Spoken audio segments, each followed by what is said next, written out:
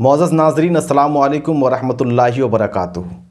محمد حسیب کی جانب سے یہ سوال کیا گیا کہ شادی سے پہلے ایک لڑکا اور ایک لڑکی کے ناجائز تعلقات تھے اور وہ دونوں زنا کر بیٹھے اور اس زنا کی وجہ سے وہ لڑکی پریگننٹ ہو گئی، تو کیا یہ دونوں آپس میں نکاح کر سکتے ہیں یا نہیں؟ اور اگر نکاح کر بھی لیا تو نکاح کے بعد جو بچہ پیدا ہوگا تو وہ ولدالزنا ہوگا یا ثابت النسب؟ انشاءاللہ اس سوال کا جواب مکمل طور پر تشفی بخش دیا جائے گا۔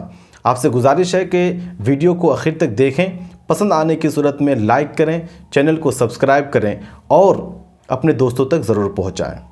تو ناظرین، یہ جو سوال کیا گیا ہے بہت ہی بہترین سوال ہے اور لوگوں کے دلوں میں اس طرح کی باتیں اٹھتی رہتی ہے کہ جو بچہ زنا کی وجہ سے حمل قرار پایا ہے وہ پیدا ہونے کے بعد ثابت النسب ہوگا یا نہیں، ولدالزنا ہوگا یا نہیں، یا پھر ایک لڑکا اور ایک لڑکی اگر گناہ کر بیٹھے، زنا کر بیٹھے تو وہ دونوں آپس میں نکاح کر سکتے ہیں یا نہیں؟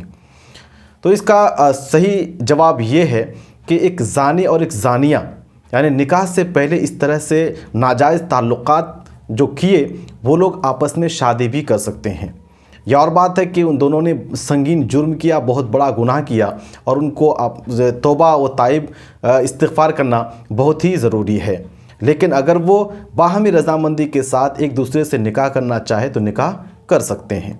دوسری بات یہ ہے کہ زنا کی وجہ سے جو حمل قرار پایا وہ کب پیدا ہوا؟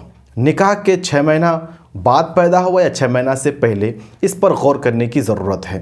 اگر نکاح کرنے کے بعد 6 مہینہ کے بعد وہ پیدا ہوا، نکاح کے 6 مہینہ کے بعد وہ پیدا ہوا تو ایسے میں وہ لڑکا، وہ بچہ ثابت النسب ہوگا۔ اور اگر نکاح کے بعد 6 مہینہ سے پہلے ہی پیدا ہوا تو ایسے میں وہ ثابت النسب نہیں ہوگا بلکہ ولدالزنا ہوگا اور اس آدمی کا وہ وارث بھی نہیں ہوگا۔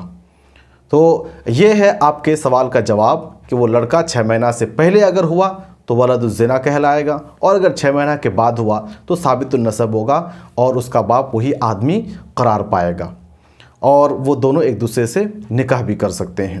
ناظرین، تو یہ تھا اس سوال کا جواب۔ اگر آپ کے من میں بھی اس طرح کے کوئی سوالات ہوں تو آپ کمنٹ باکس میں ہمیں پوچھ سکتے ہیں۔ انشاءاللہ اگلی ویڈیو میں آپ کے سوالوں کا ہم جواب دینے کی کوشش کریں گے۔ چلیے ملتے ہیں کسی اگلی ویڈیو میں نئے ٹاپک کے ساتھ، جب تک کے لیے اجازت دیں۔ السلام علیکم ورحمۃ اللہ وبرکاتہ۔